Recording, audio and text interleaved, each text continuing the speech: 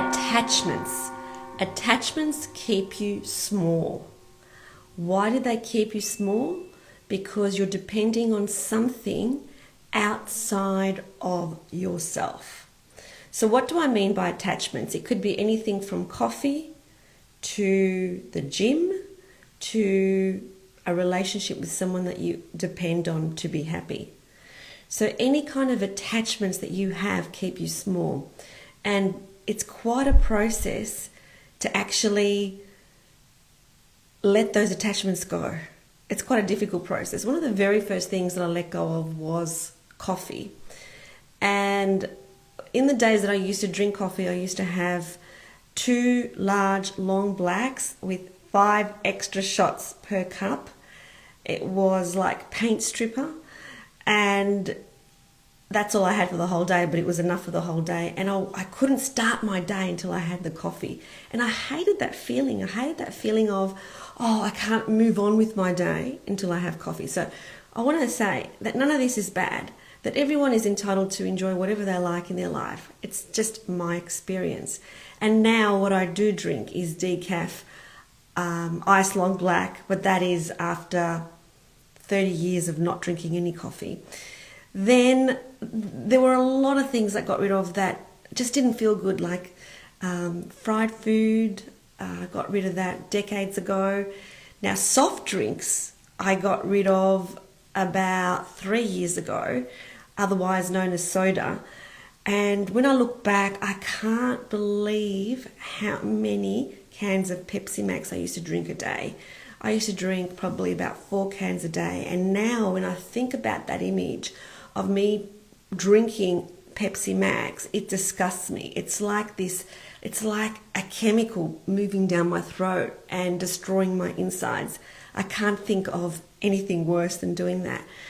And another thing that I was attached to was a busy calendar, that my calendar had to be so full so that I could prove to myself that I was worthy, that I was busy, and that meant that I was successful. So I had to release that attachment. Processed food. Previously, when I used to go shopping, what I used to look at in terms of the nutritional label was how many calories. And I used to base all my decision on how many calories, which meant I used to eat a lot of chemicals and consume a lot of chemicals, I should say. But now it's all about only having processed food if it has no junk in it, no chemicals, no words I don't understand, so that it's just natural product, and organic food as much as possible. So I'm not saying any of those things are bad. So go for it if you feel comfortable consuming it. But it's a good idea to keep observing ourselves in terms of what are we attached to. What I feel like I am still attached to is, number 1, food. Number 2, scrolling. And on the days that I put my phone away from me and don't go anywhere near it, I feel so much better. Because as soon as it's next to me, I have this compulsion to just see what's going on, whether it's my inbox or social media or whatever. Facebook is something I got rid of years ago. And when I finally got rid of that from my phone, it was like a chain was removed from my neck.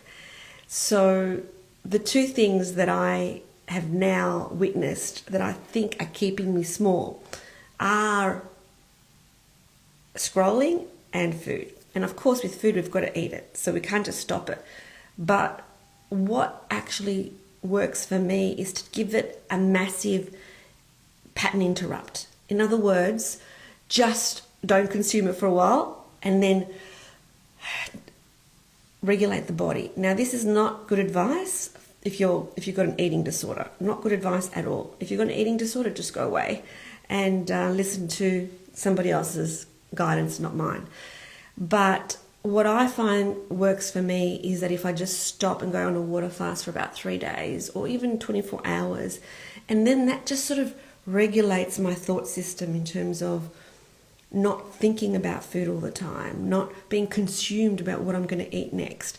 Because I find that when I get into this habit of eating whatever I want all through the day, it's just never ending.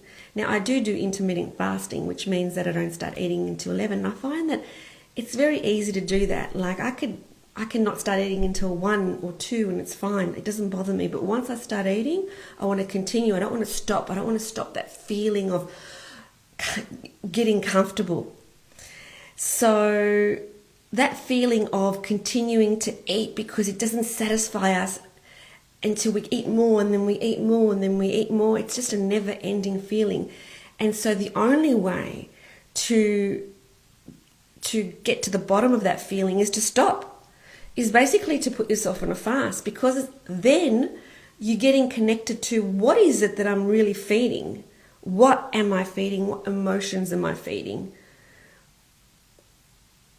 So for me, I hate fasting. I really, really hate it because I love food so much. But when I find that I get myself in this kind of situation where all I'm thinking about is food, then it's time to go fasting again, because that will start to slow everything down and I get back to, well, what am I feeding? What is going on underneath the surface? And I did the same thing with the gym. So I was a maniac with the gym, and for many, many years a maniac, to the point where I would get injured all the time because I overtrained. And at the end of last year, I was getting quite frustrated with going to the gym. I didn't enjoy it anymore. I felt like I had to. And anything I feel like I have to do in my life, I just stop it, because I don't want to live like that. I don't want to live like I have to do anything. And so I did not go to the gym from November all the way for 6 months. 6 months, I don't know what month that ends up being. So for 6 whole months, I did not go to the gym. And it's for the first time in my adult life, I did not feel guilty. So for me, that was a massive breakthrough. It had to be 6 months. I'd stopped it for weeks before. I stopped it for months before. But never in my adult life have I stopped it for 6 months and not felt guilty for not going. And started to love myself for getting softer around the arms, around the legs, around the tummy, and being okay with that. And only then, and I didn't even know whether I was ever going to go back to the gym or not. Like, there was no pressure to go back. In fact, I thought I wasn't going to go until I decided that I would just go for one more time and see what that felt like. And when I went for one more time to the gym, and then I decided, hey, I actually enjoy this again.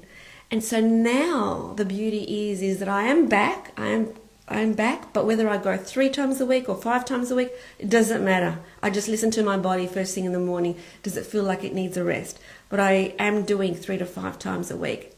And that's only after having a 6-month break. So we need to stop doing the things that we're attached to doing, whatever that thing is. It could be nagging your partner. If you find that you're constantly nagging your partner about the same thing, just stop and just don't do it. And so I'm going to do the same thing with food the next 3 days. I'm just going to go back on my water fast, which I haven't done for a while, just to stop this incessant pattern of always thinking about food and just to slow down to get to what is going on underneath of all of that. And the other attachment, of course, is scrolling on social media, which what I feel works is to put my phone completely away from where I am, not to have it anywhere near me. If I'm holding it as I'm moving, if it's in my pocket, I'm bound to pick it up and just scroll through and check. And then, of course, that wastes valuable time. And I know that sounds ridiculous because I am on the phone to you, but we have to watch what it is that we are attached to, because whatever we are attached to keeps us small. And it might even be, like I said, a relationship. And what do I mean by that? Like, you're codependent on that relationship. You're dependent on your own happiness for that relationship. So we need to watch what outside of us is what we think is going to keep us happy, because none of that keeps us happy. None of it. The only true happiness can be found inside of us. So not the things that we own, not the jobs that we have, not the degrees that we have, not the friendships we have. All of that is like a bonus. It's a bonus to have those things, but not to be dependent on those things for our own happiness. And when we can find true happiness within, so it's not dependent on going to the gym, it's not dependent on eating, it's not dependent on drinking, it's not dependent on any of that, but we find true happiness just by being in our own company and just sitting there. It's interesting, I forget what the name is, but there's this new rage going around where people are going on long haul flights. You might have seen it on some sites, and they're not allowing themselves to drink, watch any shows, look at their phone, read a book, nothing. They just have to be with themselves for the longest period of time possible, and that's all they do. And that can only be beneficial. I'm not doing that on my next flight. I like doing stuff on the flights, but that can only be beneficial, which is just to be by yourself. And that is something that I do during the day, throughout the day. Like yesterday, I was feeling a bit overwhelmed with some of the activities that were coming my way in the afternoon. So I just put it all down, went away, sat and looked outside and just started to get in touch with my own breathing. And that's something I never used to do in the past. I would soldier on. I would just continue. If I found myself getting tired, just push through. If I found that I had too much to do, that meant I had to stay there longer. But now, as soon as I feel that kind of overwhelmed feeling, I just close everything down, move away, and just focus on my breathing. And then the most incredible clarity drops in when you just focus on your own breathing. Your breath is your greatest ally. And so going back to attachments, have a think, what are you attached to? And I'm not saying that whatever you're attached to is good or it's bad, because there can be no good, no bad. But if you're attached to it in that you have to have it, it means the moment it's taken away from you, you suddenly get a feeling of sadness because you're feeling into lack. So rather than being played the whole time, start becoming the observer of your own life. Start watching, what am I attached to? What am I attached to? So for me, I've been letting go of all sorts of things for 3.5 years. I've been letting go of a busy life. I've been letting go of a busy schedule. I've been letting go of relationships being played out according to my expectations. It's just a constant process of letting go. I've been doing the letting go for 3.5 years, and it never ends, because underneath there's something else we're hanging on to. Underneath there's something else we're hanging on to. And so true liberation is letting go, letting it go. And how are you without any of that stuff? And who are you without any of that stuff? If this message resonated with you, I'd love it if you put some comments when I post this post. Sending you so much love, and be kind to yourself.